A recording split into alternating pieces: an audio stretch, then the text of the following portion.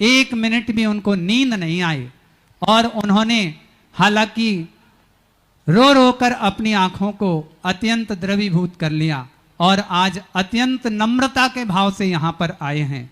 अब हम नहीं समझ सकते कि उनके हृदय को किस कदर गुरुदेव ने जो कहा है, जो अंतर मन से गुरुदेव के वचन निकले हैं, वो उन्हें समस्त रूप से मानने के लिए यहाँ आए हैं और अपनी क्षमा याचना यहाँ पूरे विश्व के सामने गुरु चरणों के सामने रख रहे हैं। संतोष जी पटना। नमोस्तु भगवान। तुम बड़े प्रणाम नहीं पढ़ पाएंगे।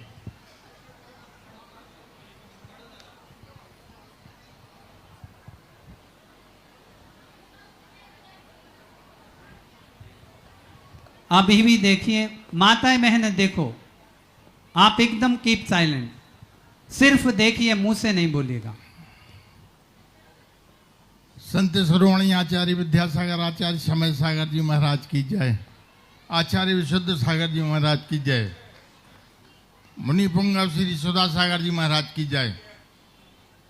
तीनों छुल्लक महाराज की इच्छा में गुरु जी 16/8/25 को जो मैंने जिज्ञासा की थी उसमें जो भाव गलत नहीं थे, भाव को गलत कर दिया जबरदस्ती। मैंने जिज्ञासा समाधान के स्टेज पर खड़ा हुआ था, प्रभु हमारे मन में जो शंका थी वो तो हम आपसे पूछते, उसका आप जवाब देते। आपने ध्यान नहीं दिया उस समय पे और उसका बात का बतंगड़ कितना बना दिया। हमारी 50 साल की मेहनत का सब पानी फेर दिया साधु भक्ति पे। और क्या मिला इनके लिए? उसके बाद भी ठीक है, हमारे गुरुवर जब तक मेरी सांस है जब तक रहेंगे। अगर हमारे शब्दों में किसी को ठेस पहुंची हो तो अपने शब्द वापस लेता हूं और हमारे लिए सभी साधु संत क्षमा करें। आचार्य श्री हमारे भगवान है, आचार्य श्री मेरे लिए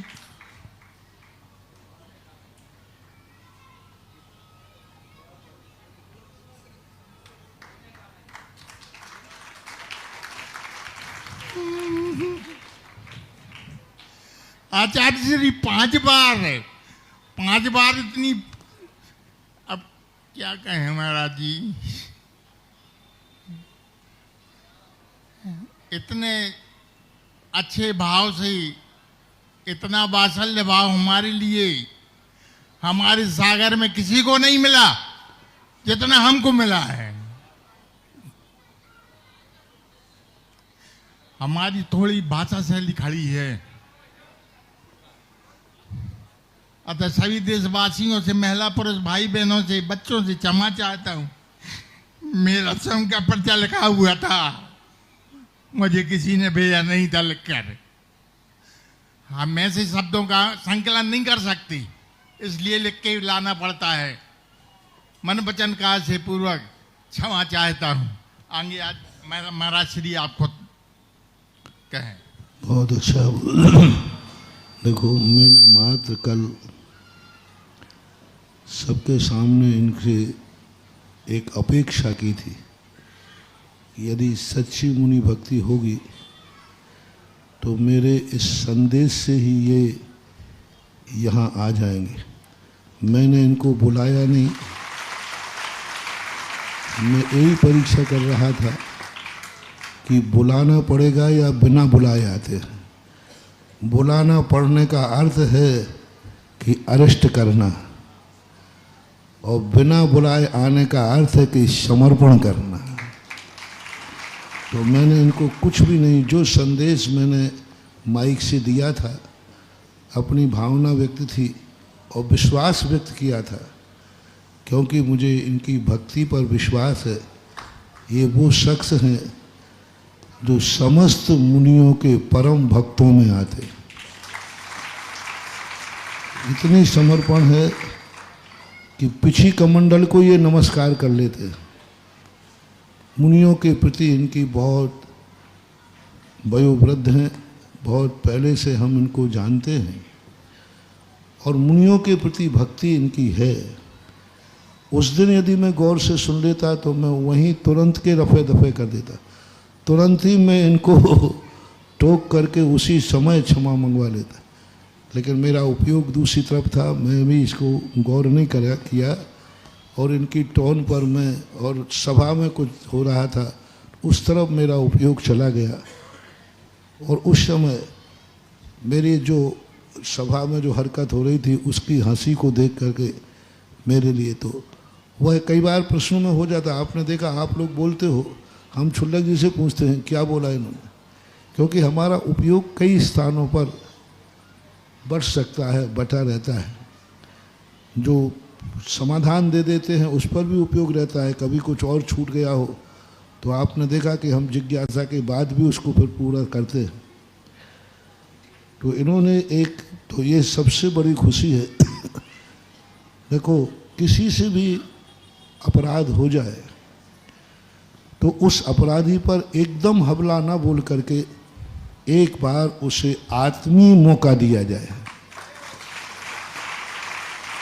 और उस आत्मीय मौका दे करके उसको देखा जाए। यदि वो आत्मीय मौका देने पर यदि अपने आप में समर्पित नहीं होता तो फिर अंतिम शब्द का साम दंड भेद नीति तो सब हैं ही, लेकिन पहले साम नीति हमारे शास्त्रों में कही, पहले साम नीति, फिर दंड नीति, फिर भेद नीति।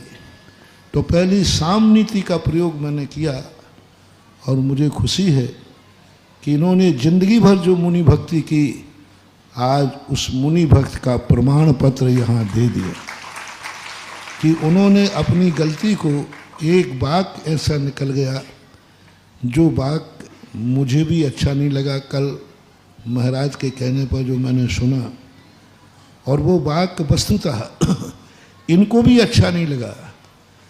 ये भी आत्मग्लानि से भरे हुए हैं कि कहाँ, क्यों, कैसे मेरे मुख से वो वाक्य निकल गया जो आज इनको उसको स्वयं गिलानी है। इन्होंने खुद अपना जो जिज्ञासा समाधान में किया, इन्होंने खुद सुना, ऐसा बताया, और इनको खुद लगा कि आचार्य भगवान के प्रति मेरा ये शब्द क्यों निकल गया, कैसे निकल गया, कहाँ हमारा शब्दों का स्खलन हो गया। लेकिन कोई बात नहीं, स्खलन हुआ, लेकिन गलती करना उतनी बड़ी बात नहीं होती जितनी गलती स्वीकार नहीं करना। सबसे बड़ा मायना होता है गलती करने के बाद एक छोटा सा प्रवचन का संदेश सुन करके, और ये अपनी इच्छा से, सहज भाव से यहाँ आ गए। मुझे खुशी है कि आपकी आत्मा इतनी पवित्र और निर्मल भाव थी, तभी आप इतने जल्दी आकर के और सारी सभा के सामने अपने शब्दों को वापस ले लिया। सभी लोगों से मेरा कहना है, तुम श्रावक हो, मुनियों की निंदा में मत पड़ो। मुनि से कुचित कजातित हो जाए तो मुनि दिन रात साधना करता है, तपस्या करता है, सामायिक करता है। तुम लोग कैसे काटोगे ये पाप परमबंध? और मुनियों के निंदा और मुनियों की निंदा करके जो तुम लोग स्थिति करते हो, आजकल ये पैटर्न हो गया। किसी एक मुनि के, एक आचार्य के, एक साधु के भक्त बन करके सारे साधुओं के प्रति द्वेष भाव रख लेते हैं। किसी एक साधु महाराज के भक्त बन जाते हैं, फिर शेष साधुओं के प्रति लोगों को द्वेष भाव आ जाता है, उनकी निंदा का भाव आ जाता है, उनकी बुराई का भाव आता है। ये मुनि भक्त का लक्षण नहीं है कि एक साधु के पक्ष में होकर के शेष साधुओं की तुम बुराई करो। सारे संसार के लोगों से मेरा कहना है, आप भली एक साधु के प्रति समर्पित रहो, लेकिन शेष साधुओं के प्रति कम से कम अनादर भाव मत रखो, निंदा भाव मत रखो। उनके प्रति कम से कम ये भाव तो रखो कि वो कैसे भी हैं, दिगंबर मुद्रा में हैं, तो दिगंबर मुद्रा का कम से कम अपमान तो मत करो। ठीक है, आपको एक साधु के प्रति श्रद्धा है, लेकिन दूसरे साधु की निंदा नहीं, दूसरे साधु की बुराई नहीं, उसकी उपेक्षा नहीं। ऐसा करने से बहुत बड़ा फायदा है। और एक साधु के भक्त करके शेष साधुओं की बुराई करना, ऐसे गंदे शब्दों का प्रयोग करना कि ग्रस्त भी ग्रस्त के लिए नहीं करता, ग्रस्त भी अड़ोसी पड़ोसी में लड़ता है, तो भी ऐसा शब्द प्रयोग नहीं करता जैसे आप लोग किसी एक साधु के भक्त बन करके दूसरे साधुओं के प्रति अशुभ शब्द करते हो। कल्पना करो भैया, यदि ये कर्म का उदय आएगा तो इसका क्या होगा। एक दुर्गंधा थी, एक जिसने एक मुनिराज के प्रति अशुभ शब्द बोला था, उनका अपमान किया था, कितने भाव तक उसे नाना प्रकार की निकृष्ट योनियों में भटकना पड़ा था। एक बार के मात्र एक बार किसी साधु के प्रति अभिनय का भाव किया, एक साधु के प्रति घृणा का भाव किया, द्वेष का भाव किया, परिणाम ये निकला कि कितने भवों तक सुगंध दशमी कथा पढ़ लेना, कैसे कैसे किन किन योनियों में गया, शरीर गलता रहा, सड़ता रहा, इधर इस पर्याय में आई तो शरीर से दुर्गंध निकलता था।